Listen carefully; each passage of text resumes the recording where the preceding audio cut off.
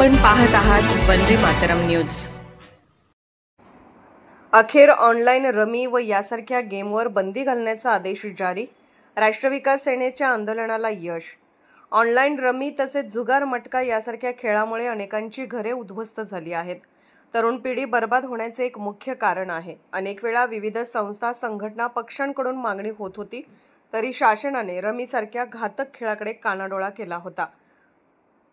राष्ट्रविकास सेना पक्षाचे संस्थापक अध्यक्ष सुधाकरजी गायकवाड यांनी सरकारचे लक्ष वेधण्यासाठी मुख्यमंत्र्यांना निवेदन देऊन त्यात मटका, जुगार या खेळांना गणिती खेळ अशी मान्यता द्यावी अशी मागणी केली होती। या निवेदनात म्हटले होते की बुद्धिचातुर्याच्या जोरावर गणिती सूत्र आखून आकडेमोड करीत खेळला जाणारा कल्याण मुंबई मटका विश्वासाचा खेळ मानला जातो।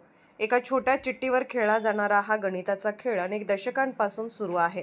मात्र या गणिती खेळास आजअखेर शासन मान्यता मिळाली नाही। खेळणारे व खेळ चालवणारे लाखो परिवार या गणिती खेळाच्या माध्यमातून आपला उदरनिर्वाह चालवित आहेत। अनेकांच्या रोजगाराचे साधन बनलेल्या मटका या गणिताच्या खेळास अधिकृत शासन मान्यता मिळावी अशी मागणी राष्ट्रविकास सेनेचे संस्थापक अध्यक्ष सुधाकर गायकवाड यांनी मुख्यमंत्र्यांना दिलेल्या निवेदनात केली आहे। याची दखल घेऊन शासनाने ऑनलाईन रमी व यासारख्या खेळावर बंदी आदेश जारी केले आहेत।